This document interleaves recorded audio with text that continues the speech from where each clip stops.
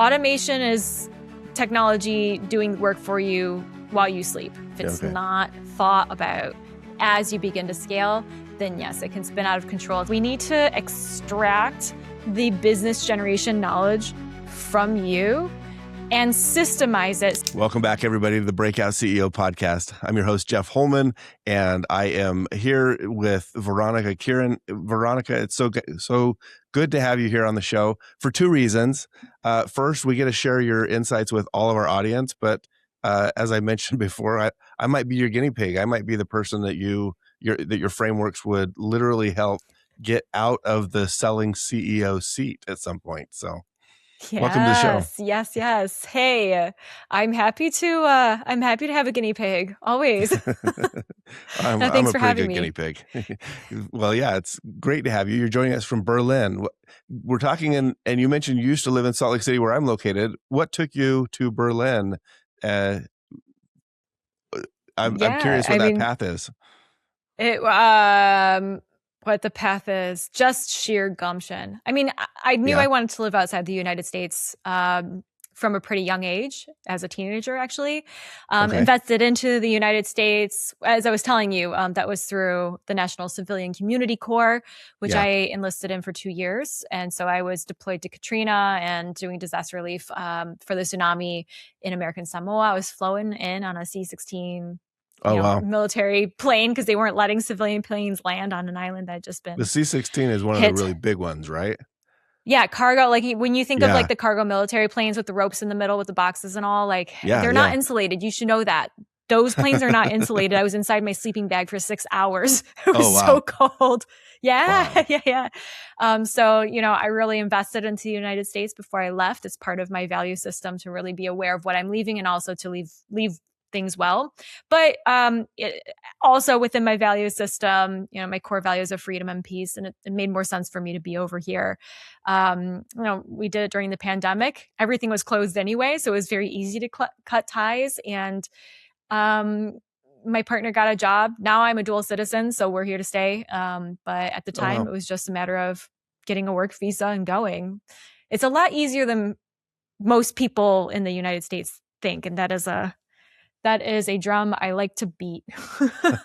Well, I've certainly enjoyed traveling internationally with my family lately. We've spent a month in Europe last year, and we went from we kind of traveled everywhere. It was maybe a little bit too busy. We went from Paris to Greece to Spain to London, and then back into the Normandy area for kind of finish with a slow week, we'll call it. So it was a lot of. All in 1 week? Holy. Well, this was all in 1 month, but we spent 4 to 7 days in each place. So perfect. Oh, good. Love it.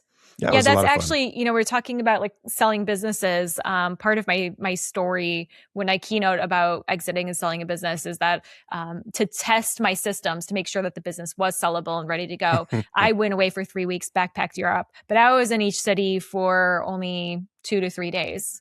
So this was a 3-week, 8-city whirlwind. Wow. In which I also almost got blown off a mountain in Iceland. So, just like wrapping it up. But I did actually lose a employee at the time. Not like, they're still alive, but one of the employees I had at the time kind of ghosted us while I was away. And so that was a really interesting test of the systems. Like, did I have the systems and the strategies in place to cope without me being the bottleneck, right? So like we talk about the CEOs always, especially founder-led businesses get very bottlenecky. And I was able to immediately just I want to say snap my fingers. Obviously there was more stress. Like I spent maybe an hour in a coffee shop going, and then, here we go. Okay. Everything's back in order. It will be fine until I'm back on the ground and I can do something a little bit more permanent. The clients didn't even know what happened. So. Wow. Well, then this is perfect. This is, and so I will admit that, so my wife and I run our business, and this is not about me, but maybe there's some other business founders who can relate to what my situation is or what your situation was, and they can learn some insights from that. My wife helps run the business, as essentially our COO, CFO. She's the responsible one, right? I tell everybody, and I think a lot of our clients know that.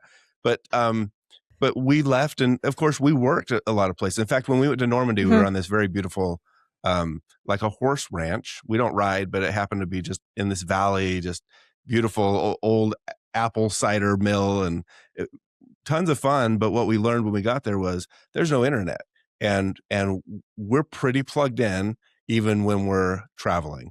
And so, we got there like maybe 10 o'clock one night and realized, okay, we got a week here to finish our vacation. And the next morning I got up and I drove to 3 different cities nearby to find somewhere I could purchase a what's it called, a Starlink, like the little tether. Yeah. And I got the Starlink and I brought it back and we worked off the Starlink for a week and it was totally fine. So I wouldn't say that we were set up to work, completely offline and have the business run itself, but we are set up to run remotely very well. And so I'm really curious to get into your learnings, your teachings that we can share with the audience about how to go from perhaps untethered to more automated, or really put the systems in place to step, for any CEO to step out of the selling role, out of the operating role, whatever role they're kind of tied to right now, and see how to make progress in that area. Yeah, 1,000%. I mean, there's a reason I call myself a chaos coach. So I tend to get in there usually when the hair is already on fire, which is unfortunate because I try to put as many resources out there as I can to help folks get ahead of it so that they have more freedom. They have more time. Like I said, one of my core values is freedom. Yeah. So I definitely had gotten the business to a position where I could work remotely.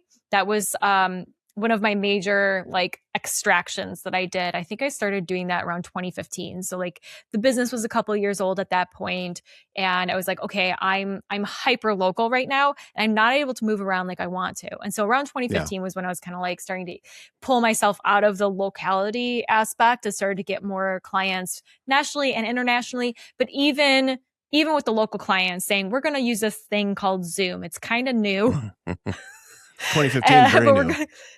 Seriously, honest to God, so much of my consulting and coaching in the pandemic was just helping people sort this out. Whereas I had been, fully online for 5 years at that point.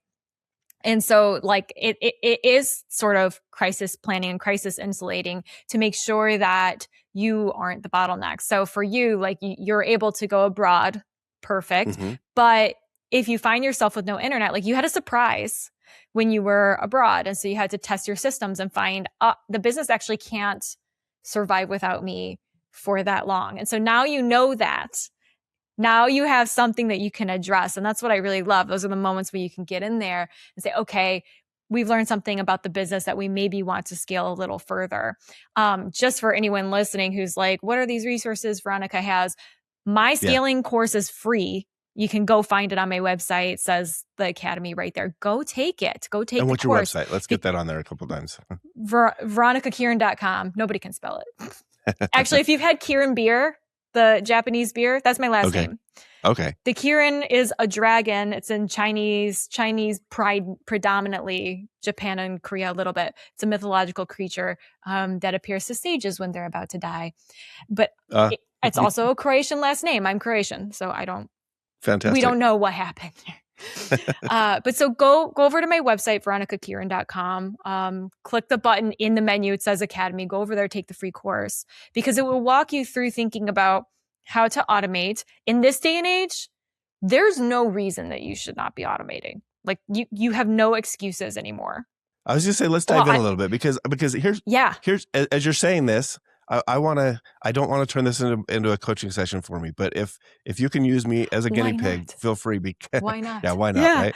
So because let me add one more detail about our business. Only that, so last year we spent a month abroad. My wife, me, and my daughter, who we brought on board as our client relations. God, I can't even remember the name of it right now. Client relations specialist. She interfaces with all our clients, and she's the non-attorney point of contact. It's been a wonderful addition to our team. She's really good at it. So we're not totally a family business because we've got 4 other attorneys and a couple of staff members. But when the three of us and our other family members are all gone, like, work has to get done, right?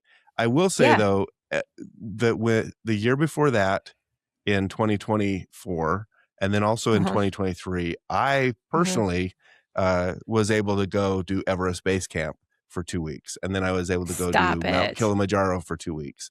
And so I have, as the CEO, founder, whatever you want to call me, in a law firm, I am in charge of a lot of stuff. I help clients with stuff. And I'm the one bringing in most of the work. We have probably 95% of the work to our business. So I have been able to, unplug myself to some degree, as long as I have the other people in place. I think what you're talking about is maybe partly that, but probably a lot also automating the systems and building out the SOPs to be even more automated than what we probably are. So with that context, does that help at all? Yeah, because I heard a bottleneck. You just said you bring in about 95% of the clientele. Is that correct? Oh yeah, that's correct. Okay. Yes. Huge bottleneck. Insane. So if you decide to retire, I am as good of a bottleneck as I am an attorney. I tell everybody that, which is why we've built what we've built in the team environment. So. No, but that's brilliant. So like, it's really good that you have a team already, so that at least the wheel doesn't have to stop turning when you are gone, but the wheel can't turn for very long while you're gone. It will eventually starve. Yeah, right. Okay. So that's important. What happens when you go away? When you did your base camp trips, like, what happened inside of the business? What did you return to as far as even just small hiccups? Well, I will say pleasantly, almost everything was not a problem. And my team was way more worried about it than I probably was, but they handled everything just fine, and we're probably even 2 years later even more so prepared for that type of situation because we've made progress. But what happened? I mean, there's a couple times clients are saying, "Hey, I want to get a hold of Jeff. I want Jeff's opinion specifically," because as a lawyer, a lot of clients feel like, "Hey, I hired you. I want you." So there's this conditioning that we've done with a lot of our clients, even more so now, to say, "Hey, you get the team. Like I'm a good attorney, but we've got a lot of good attorneys on our team, and if you can't get a hold of me, one of the benefits of a team, we're a fractional legal team, so we kind of sit like an in-house legal team for startups and scaling companies. Yeah. That is it, and you can call whoever you need on our team whenever you need. I specifically don't want to be a gatekeeper, i.e. bottleneck in the company for people getting legal work done. So hiccups that I return to, there are probably 1 or 2 emails where people are saying, "Hey, I really want Jeff's opinion on this." And I was able to check in on email, let's call it every 3rd day while I was in Everest Base Camp, at one of the tea houses. They'd have internet and I'd check in.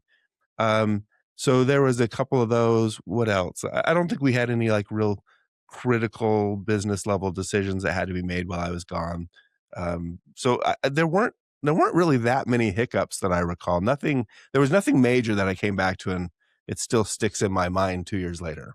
Yeah, I mean, fair. Well, so that's good. So you've got at least a great team, and you've got at least some systems that are working for you.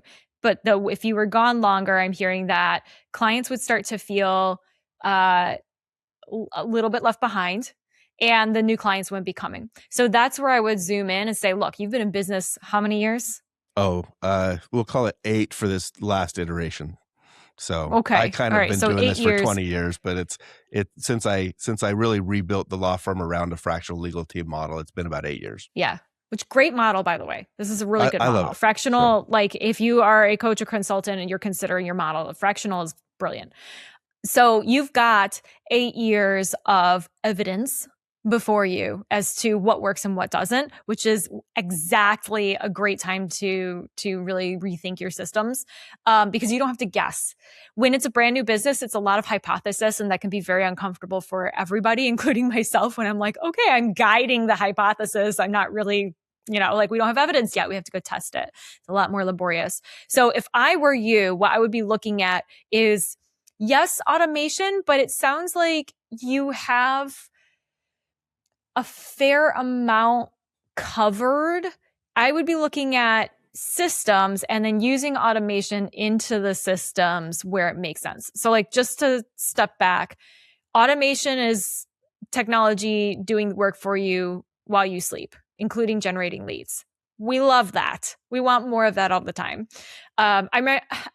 I remember I had Calendly was brand new when I was running my company. By the way, I'm older than I look, so I had to convince a lot of business owners you need to be using an automated scheduler. They're like, what is that? Because there's a little bit of like special snowflake syndrome that happens to CEOs where we say nobody can do it as well as I can. That's why I founded the business, which is cute and probably a little true, but it can be taught. That's if things couldn't be taught to others, we wouldn't have universities, right?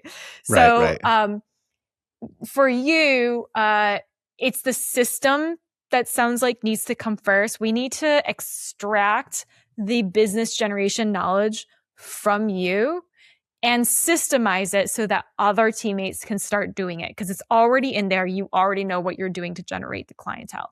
So we need to extract it, systematize it, make it thus teachable, so well documented and teachable for the other teammates, train them in on that, and use automation as much as possible within that system so that it doesn't, take over people's lives. It should be making money in your sleep.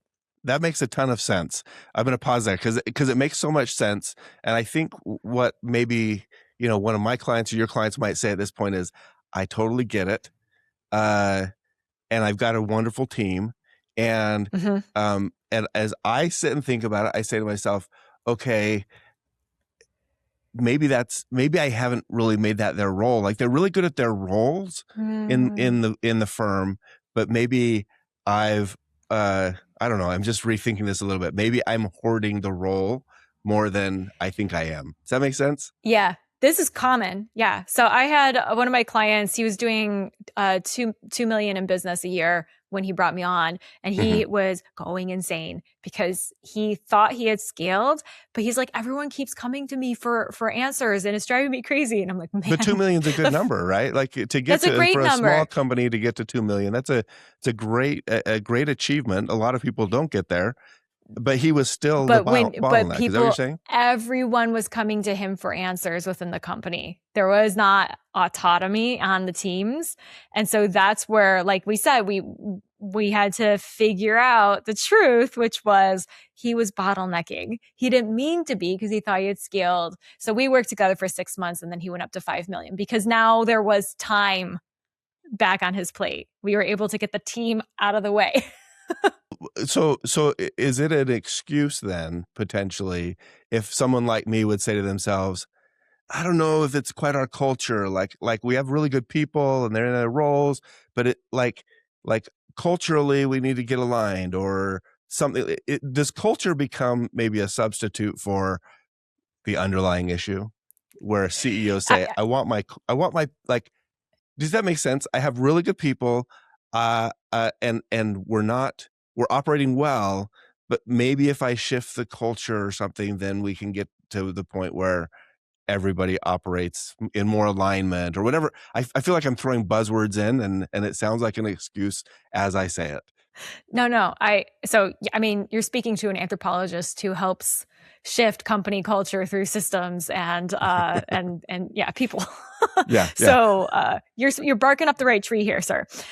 Good. But no, you're 100% right. But the thing that a lot of CEOs miss is that they set the company culture, especially. I work in tech, so I meet a whole lot of people who are really, truly brilliant, but they don't have the people skills and they don't realize that every action that they make within the organization sets the tone for the organization. Literally, they build the culture. I always make this analogy that do we really think that the CEO of Amazon decided that he was going to have one of the most toxic company cultures, in the warehouses? Like, do you think that's what he set out to do when he founded Amazon in the 90s? Surely I don't think not. So. But no. He also wasn't detached from it, I'm sure. Right? I think eventually he was. He was quite detached. So my point is, when we scale, if we're not so intent on enshrining the culture as a system, Right. Then it gets out of hand and it spins totally out of control. And all of a sudden you're in a business that you don't recognize. So culture is a system just as everything else. Yeah. And I guess what I'm getting at is at some level, sure, at the level of company they are today, he's detached from a lot of stuff. Although yeah, absolutely. Does everything. But he also didn't set. He certainly did not enshrine the culture as a system.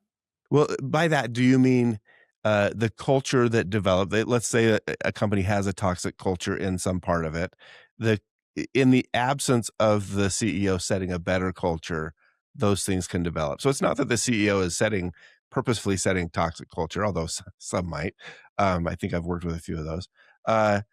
But in the absence of them proactively setting the culture the right way, subcultures are going to evolve and emerge on their own, right? Right. That's the intentionality behind it, that this is another system. And a lot of business owners don't realize how important culture is as a system. And that if it's not thought about as you begin to scale, then yes, it can spin out of control. Toxicity can emerge. And there's no system for managing the toxicity. That's that key point. Of course, you get some bad apples sometimes. You do the best you can in your hiring process, which is also a system. Sure. But if something happens or somebody, goes through a tough time and so they start acting out and they don't mean to be, all this stuff. But there should be enshrined within the company culture as a system, a way to manage it. So to come back to you and how your team kind of looks to you for answers. There's like a letting this happen where the clients are saying, I really want to talk to Jeff. I'll wait just a little bit. And I don't know if it's empowerment or if it's the system itself or, whatever it is, we'd have to go deeper on that. But there's something there where the team isn't pushing back. And there's also something that you're probably holding that you don't realize you're holding. I'm not saying it's intentional, but there's probably something there. I think a lot of times, because I have this struggle and I say to myself, man, I want my team, just go ahead and make the decision. I call it chill. I'm pretty chill a lot of times when people take. You seem so. They take decisions, they take action. I love it. However, if someone does come to me and say, hey, what do you think? I have a hard time not telling them exactly what I think. And I think that gets interpreted as, well, Jeff has a way he'd like it done. And so I should ask Jeff how to do it so that a lot of CEOs might feel this way about themselves. I think the decisions that I make and the perspectives I have are pretty good, but is it the only way to do it? I'm certain it's not. But if someone asks me, it's that thing, and I've told this to a lot of attorneys that I've trained them over the years. I'm like, listen, if you write a good document and I read it and it doesn't have glaring errors and it's consistent, and then I'm going to probably let it go. If it comes back though, and I have to change a lot of grammar is the entry point to me then probably rewriting the whole thing structurally too. And so I have a hard time not doing that. And so, if I've got to spend the time on all your grammar, I'm not going to overlook the other teaching moments that I have. So I end up, doing the work. So there's maybe that model. Well, I'm really curious, this client that you said went from 2 to 5 probably had similar types of things. There's probably some more or less universal, levers that you're pulling with people. What are the types of things that you start with for somebody like me or somebody like that client that you mentioned? Yeah, because he kept, as you're saying, so he was doing some government analysis and things like that, and so his analysts were constantly coming to him and saying, is this good enough? And I mean, it's true. He had a very rigorous process and he's a very smart man, 1,000%. Sure. But again, I just said the word process. And so if that's his process, it does need to be enshrined somehow and then taught to the team. No, don't come to me on this. Don't come to me on this. I'm not available for that. With enough oversight. So that's part of the kind of letting go system that, your nervous system is going to go, whoa, wait a second. I'm going cold turkey away from my team. And the team's going to go, So there has to be this intermediary period of learning what they need to feel confident enough to move forward, understanding what is it that you keep, like if there's these teachable moments, as you said in the documentation, what is it that you see repeated? Because then that's something that's not being communicated. So now we can enshrine that as part of the Holman way of doing it, right? And then do that offboarding process. I just see it as another layer of training, but then at scale, they've already been working under a certain way. So it takes some time to shift. You can't do it all at once. Yeah. Well, it sounds so counterintuitive when I don't remember the exact phrase you used, but you basically said you've got to create a process to undo the process, right? Like, what is the process to tell people that I'm not part of your process? And that sounds so counterintuitive as the founder of the firm or the CEO of the company or whatever it might be, right? I'm going to now implement a formal process so that I'm no longer part of your process to the extent that everyone's trained and ready to do that. Right. I mean, like the large, did I just hedge the large firms? I think I just hedged the whole thing of like, to the extent they're ready to do that. Like that's the classic problem right there, isn't it? Like I said, we got to have a system to take you're issuing doubt if they're ready. Yeah. But so like, I know that like the large seniors at the largest firms in New York City, they are not looking at what the associates are developing in their documentation, right? Like they so aren't there, but there is, so it's that training process of like the way we do things, which is a major aspect of culture. So it's not just, this is the way we do it, file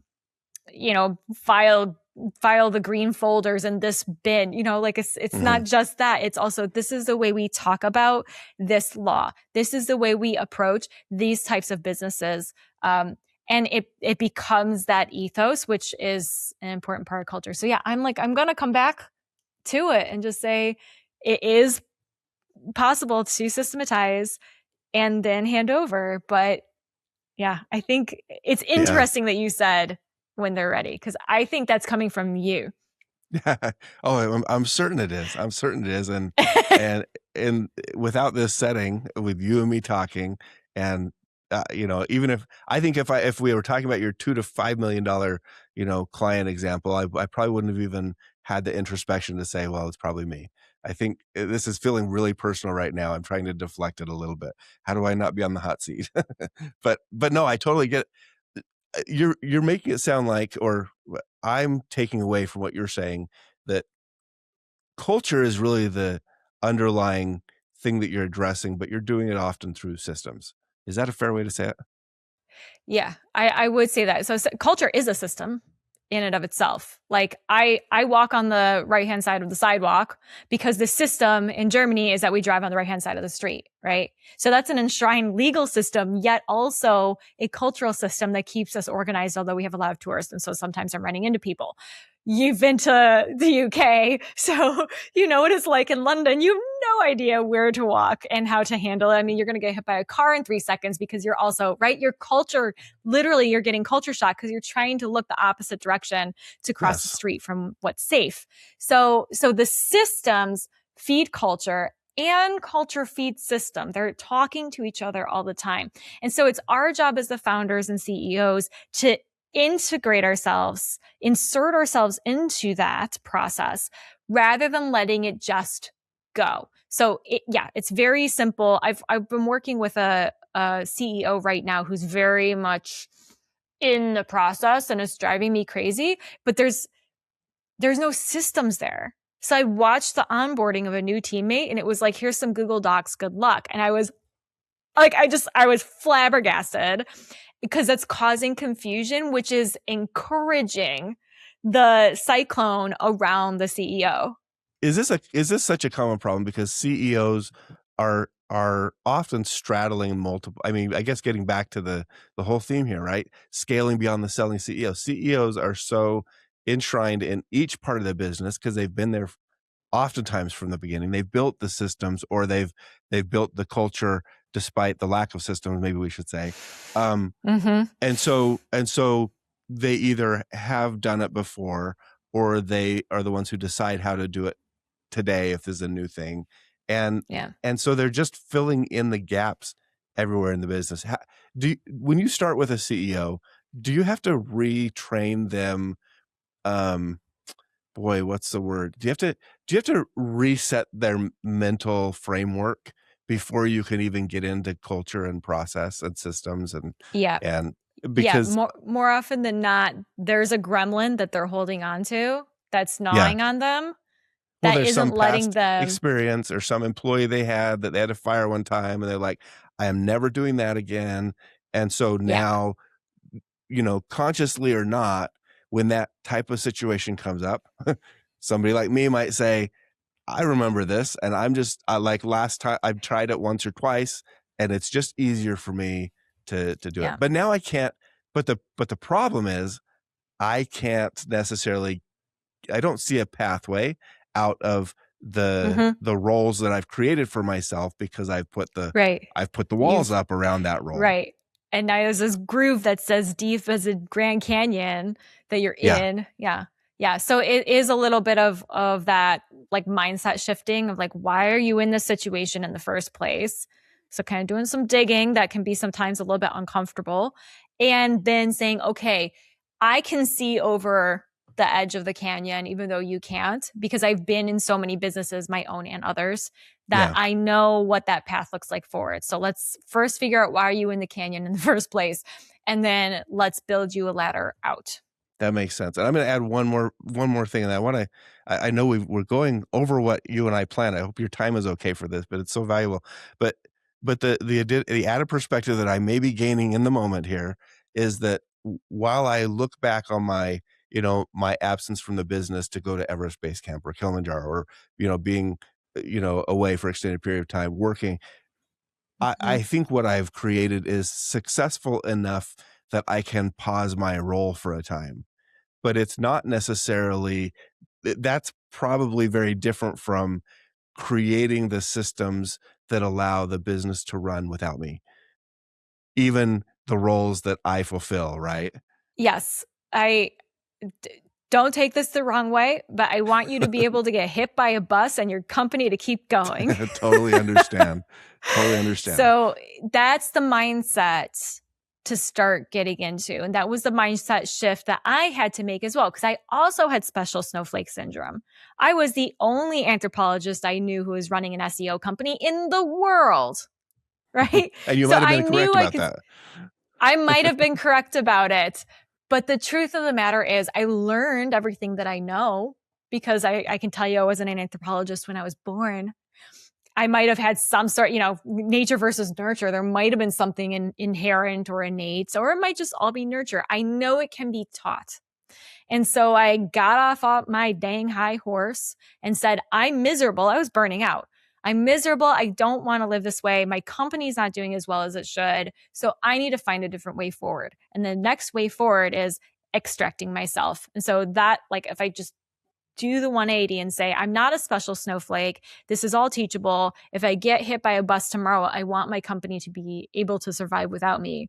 How do I get there? And then you traveling is the perfect test because it shows you very clearly, like where are the cracks, where are the weak spots still? And I would actually be using that as your experiment. So do a little bit of systematizing, then go on another vacation and see what happens. Certainly better than testing by getting hit by a bus, no doubt. Yes. So where should somebody start with this?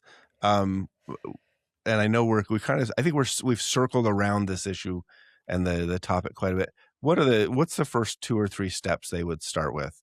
How do you begin that conversation with somebody who is, they see themselves as successful? They're hiring you probably more often because they're saying, hey, I've achieved some success and I want to get to the next level, rather than, hey, I'm in total chaos. My business is failing and now I'm going to go spend more money on somebody. Like those people, some people might be too far down that spiral, but the people that come to you, I suspect are often saying, okay, I freed up some cash, I freed up some time, but I can't quite unlock the next level. Veronica, how do I like, where do I start? Yeah. Unfortunately, like I said, most of the time they're coming to me in burnout. They're learning the lesson the hard way. Other situation. Yeah, they're coming to me from God. I want them. So everyone listening, please, for the love of God, okay, just it's a free course. Take the course. Go to my academy and just take it. But when I work with them, I follow very similar principles as to what's in the course. Obviously customized. I want to get into your life and really understand what are you doing and why.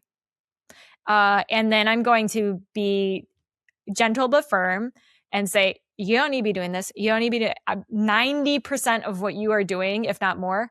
You don't need to be doing it. No. So then we start to go through the stages, what I call my 3 pillars of scaling, starting with automation, because especially if they're in burnout, their hair's on fire, we need a free time now. So we automate what we can to get the plate starting to clear. Then we take that extra time to start to build out the systems, because I can tell you there's a lot of business owners who say to me, I don't have time to build a system. Okay, hold your horses. We're going to automate first. Whoa. They're in such fight, flight, freeze, appease mode. Their nervous system is so intense. They're like, I can't do this. Yes, you can. We're going to do it. It's fine. Systemize, and then eventually hire. Because again, if you really are alone, then if you get hit by a bus, the whole thing falls apart. So we do some hiring, but we can do it across all kinds of different methods and spectrums these days. I mean, we can go on Fiverr and grab somebody and just build a team of ad hoc personnel all the way to full-time employees.